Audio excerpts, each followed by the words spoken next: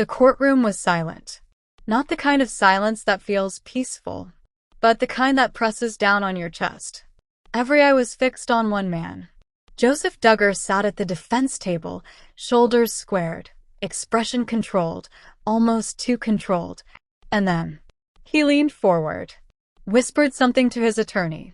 A pause, a nod. And just like that, everything changed. Because what he was about to request, no one in that room had expected. Not the judge, not the prosecutors, not even the investigators who had spent months building the case. He wanted to question them. Personally. Not through lawyers. Not through written motions. He wanted to interrogate the very people investigating him. And in that moment, a single question echoed through the courtroom. Why would someone do that? Was it confidence? Desperation? Or something far more calculated? Because what happened next would send shockwaves far beyond that courtroom. This isn't just another legal story. It's a story about power, about control, and about what happens when someone refuses to follow the rules everyone else plays by. The name Joseph Duggar comes from a family that millions of people recognize, thanks in part to shows like 19 Kids and Counting. For years, that image was carefully crafted. Faith, family, structure. But behind that image, allegations emerged. Serious ones. And as the legal process unfolded, the case seemed to follow a predictable path. Until now. Because this new twist, this unexpected move, raised questions that no one could ignore. Questions about strategy, about motive, and about what he might be trying to uncover or hide. But to understand why this moment matters, we have to go back to the beginning, long before courtrooms and headlines. There was just a family. The Duggar name became widely known through reality television, where viewers were invited into a world that felt, at least on the surface, structured and disciplined. Routine, belief systems, strict values.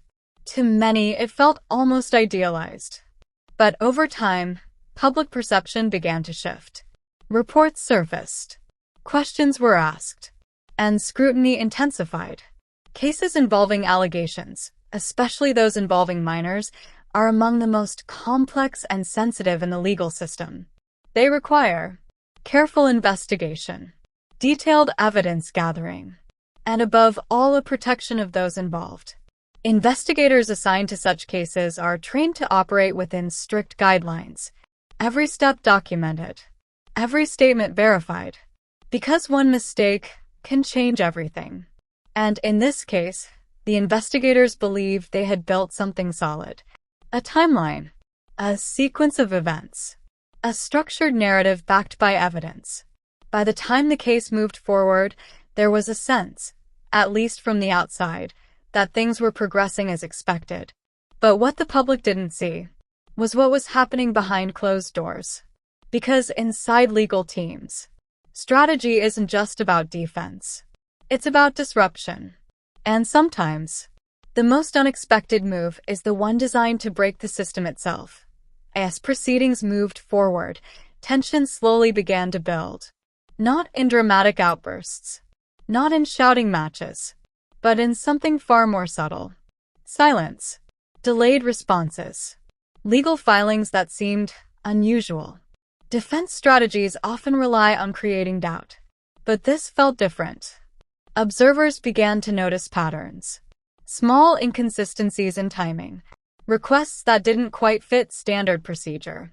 Questions that seemed to point in unexpected directions. And then came the motion. At first, it didn't make headlines. It wasn't loud. It wasn't flashy. But inside the legal community, it raised eyebrows. Because it suggested something rare. That the defense wasn't just responding to the case. They were preparing to challenge the investigators themselves. Think about that for a moment. Not the evidence. Not the timeline. The investigators. The very people responsible for building the case. Why? Because in court, credibility is everything. If you can shake the credibility of those who gathered the evidence, you don't just weaken the case. You destabilize it. And then came the moment in court. The request. Clear. Direct. Unusual. He wanted to question them. Directly. And suddenly, what had been a structured legal process started to feel unpredictable. The courtroom didn't react immediately. At first, it was confusion. Then, whispers. Quiet. Sharp. Almost disbelieving. Because this wasn't standard. Defendants don't typically interrogate investigators themselves. That's what attorneys are for. That's how the system is designed. So why break that structure? Legal analysts watching the case began to consider possibilities. Was it a strategic gamble? An attempt to appear confident? Or was it something deeper? A belief that there were inconsistencies only he could expose? But here's where it gets even more complicated. Because moves like this don't happen in isolation. They're calculated, planned, discussed behind closed doors. Which means, this wasn't impulsive. It was intentional. And intentional actions always have a purpose. But what that purpose was remained unclear. And that uncertainty began to change everything. For the investigators, this wasn't just procedural anymore. This was personal. They had spent months, possibly longer, working through details that most people never even hear about. Long hours, difficult interviews, sensitive material. Cases involving minors are never routine. They stay with you. They follow you home. And now, the focus was shifting onto them. Their methods, their decisions, their credibility. Imagine being in that position. You've built a case piece by piece. And now the person at the center of it wants to question you directly. Not just your work, but your judgment, your integrity. What would you do? The judge didn't respond immediately. There was a pause. A long one. The kind where everyone in the room understands that whatever happens next will change the direction of the case. Because if this request is allowed, everything opens up. Every detail, every decision, every moment of the investigation. But if it's denied, then the question remains. Why ask for it in the first place? And what was he hoping to reveal? Or hide? Because sometimes, the most important part of a case isn't what's presented in court. It's what someone is trying to get to by breaking the rules. And what happened next? No one saw coming. The pause stretched longer than anyone expected. The judge leaned back slightly, fingers pressed together, eyes fixed forward, but not on anyone in particular. It wasn't hesitation. It was calculation. Because this wasn't just a request.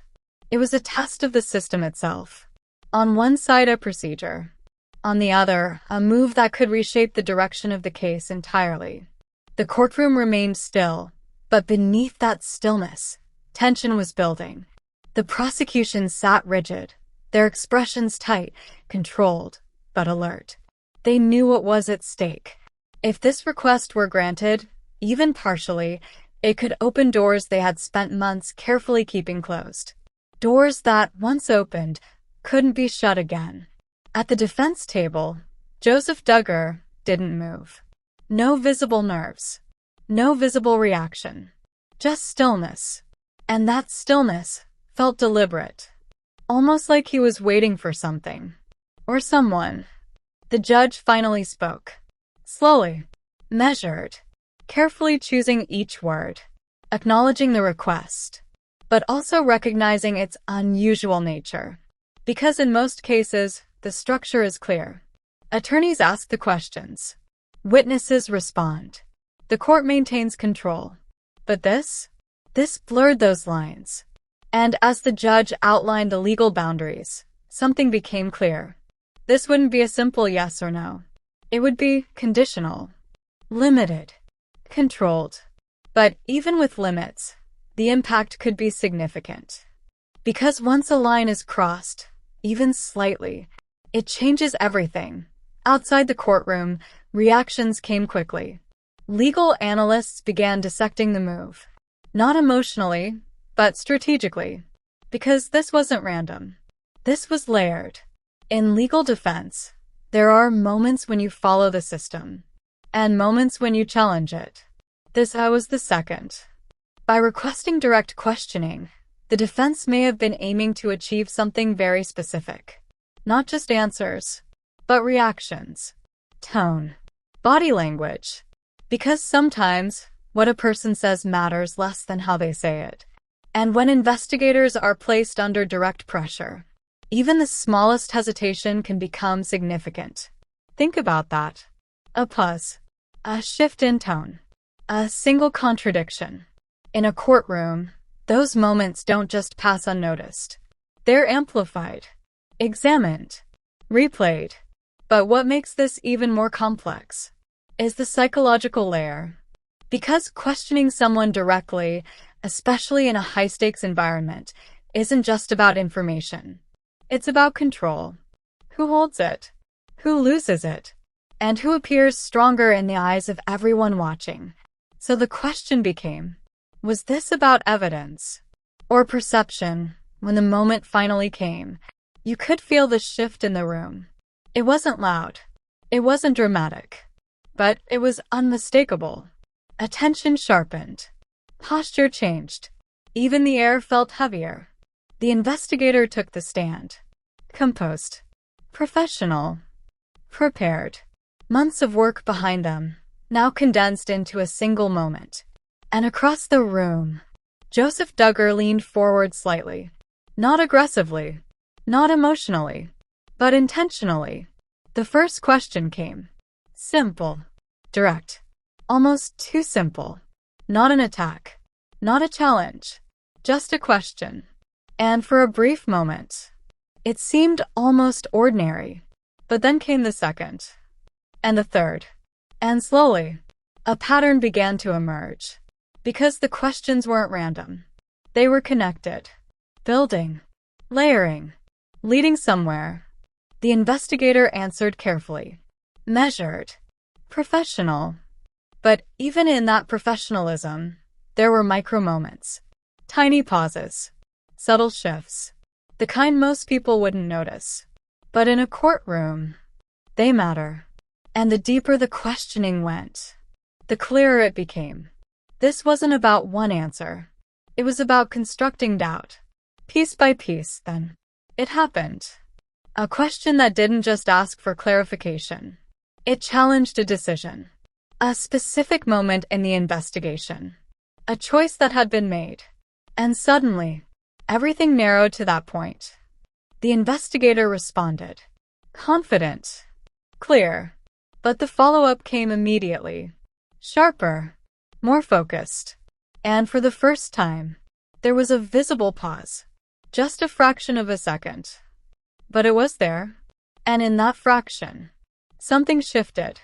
Not dramatically. Not obviously. But enough. Enough for the defense to notice. Enough for the prosecution to react. Enough for the room to feel it. Because that's how turning points happen.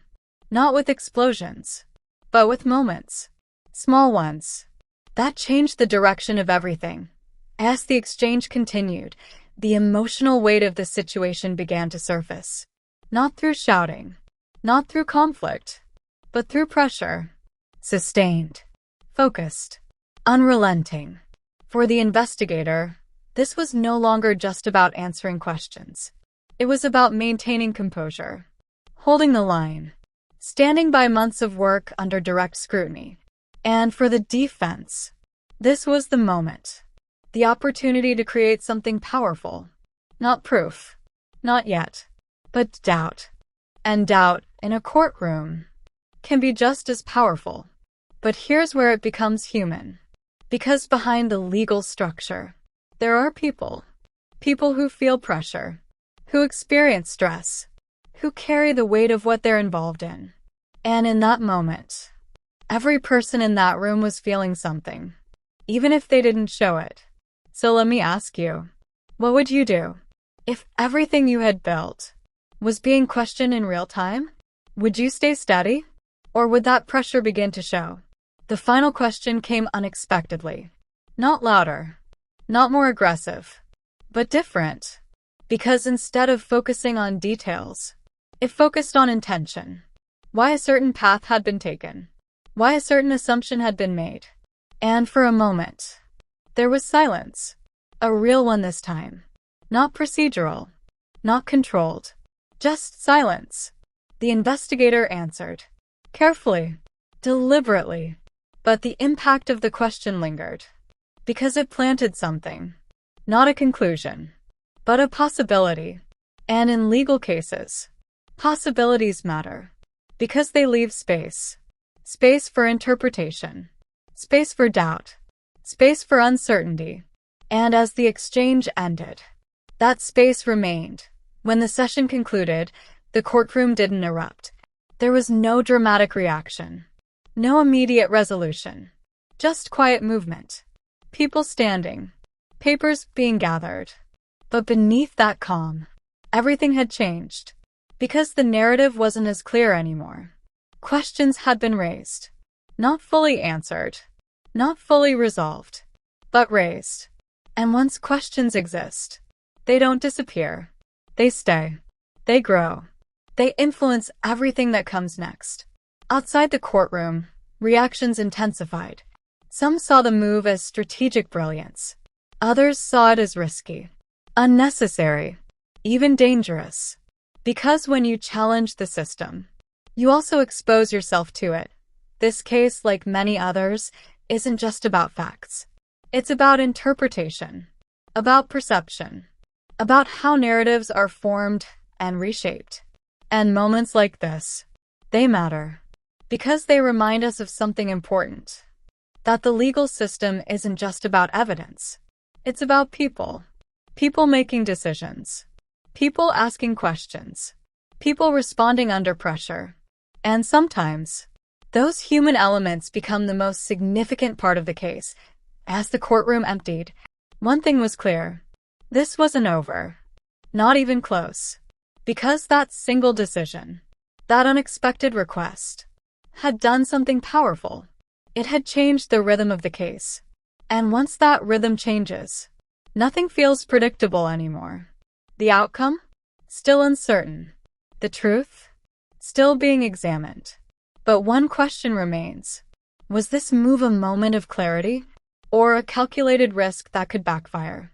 Because in cases like this, the biggest twists don't always come from evidence. Sometimes, they come from the choices people make under pressure.